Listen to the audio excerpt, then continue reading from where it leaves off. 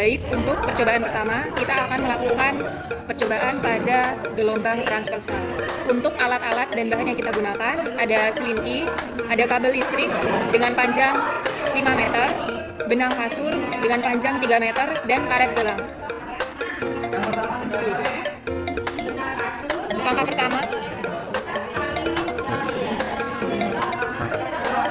Langkah pertama, kita ambil selinki, lalu kita rentangkan di atas lantai yang licin. Kemudian ikat salah satu ujung selinki pada tiang yang Kemudian usiklah ujung selinki yang dipegang dengan cara menggerakkan ujung selinki dengan cepat ke kiri lain dan ke kanan.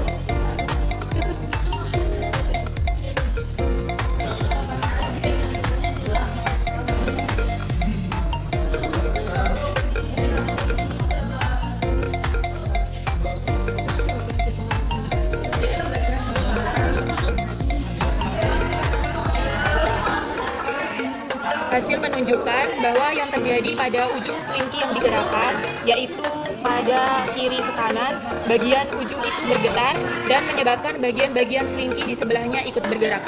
Getaran tersebut menyebar di sepanjang selinki. Kemudian yang merambat pada selinki adalah bukanlah suatu benda atau logam dari selinki itu sendiri, melainkan getarannya. Jadi energi getaran berpindah dari satu bagian selinki ke bagian yang lainnya. Kemudian pada pengamatan tersebut, gelombang tersebut adalah gelombang transversal. Kemudian pada gelombang transversal, arah getar dan arah rambat saling tegak lurus, yaitu berlawanan arah sudut 90 derajat. Artinya arah getar ke atas dan ke bawah. Arah rambat gelombang adalah ke samping, yaitu mendatar dari kiri ke kanan.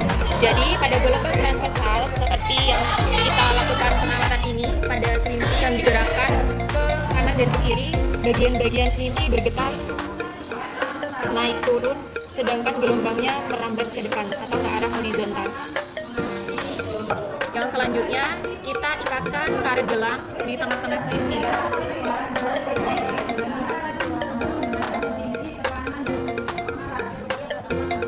Lalu usik lagi ujung selinki yang dipegang secara berulang-ulang. Kanan kiri loh. Ulang. Selanjutnya ikatkan karet gelang di tengah-tengah selinki.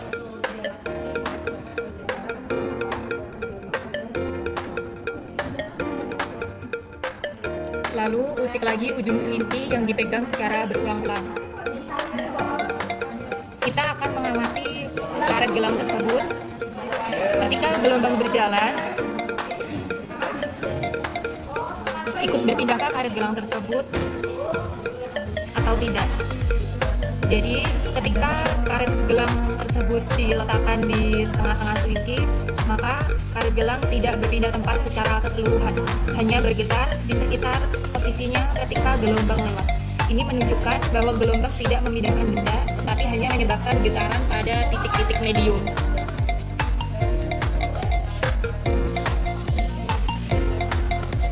Selanjutnya, terdapat energi pegas yang merambat sepanjang gelombang. Energi ini berpindah dari satu bagian selinki ke bagian lain melalui getaran.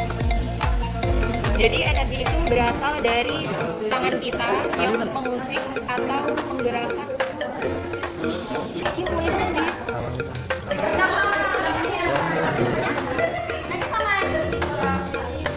Terdapat energi pegas yang merambat pada gelombang, yaitu energi ini berpindah dari satu bagian selinki ke bagian lain melalui getaran.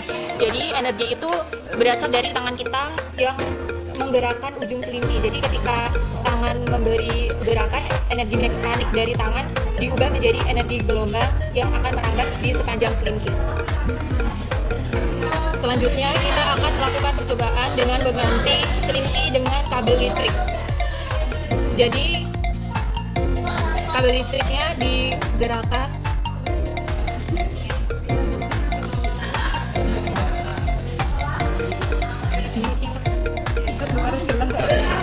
kemudian kabel listrik diikatkan dengan karet gelang.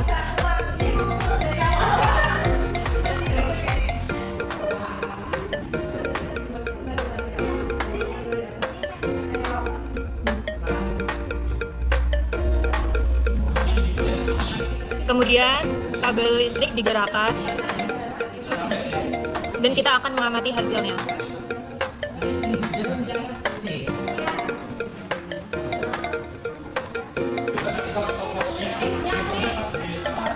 Hasil yang kita temukan adalah hasilnya tidak sama dengan ketika menggunakan selingki. Jadi ada beberapa perbedaan yang terlihat, seperti terutama pada elastisitas bahan.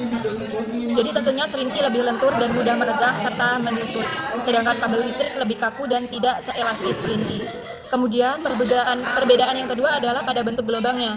Pada selingki bentuk gelombangnya adalah transversal, sedangkan pada kabel listrik gelombang terlihat sangat kecil atau hampir tidak tampak karena kabel sulit bergetar. Dan perbedaan yang ketiga adalah pada kecepatan rambat energi. Jadi karena kabel lebih kaku, energi getaran cepat hilang dan tidak dapat merambat jauh seperti pada selingki. Selanjutnya, untuk percobaan ada gelombang longitudinal. Kita akan menggerakkan selingki secara maju mundur, secara berulang.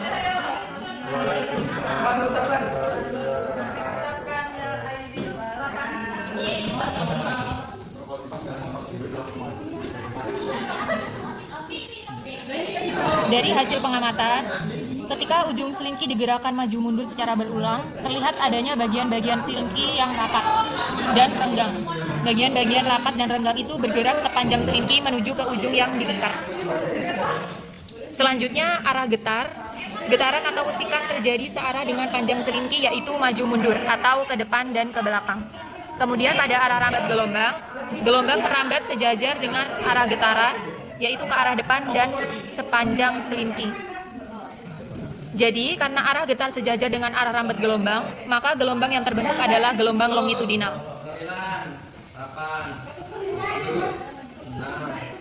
Jadi, kesimpulan dari hasil pengamatan pada percobaan ini, gelombang longitudinal terbentuk karena getaran dan arah rambatnya sejajar. Energi getaran dari tangan berpindah melalui selingki dalam bentuk kerapatan dan renggangan, tetapi partikel selingki tidak berpindah tempat, hanya bergetar di posisinya. Jadi hal ini membedakan gelombang longitudinal dari gelombang transversal, terletak di mana arah getar dan arah rambat saling tegak lurus. Sekian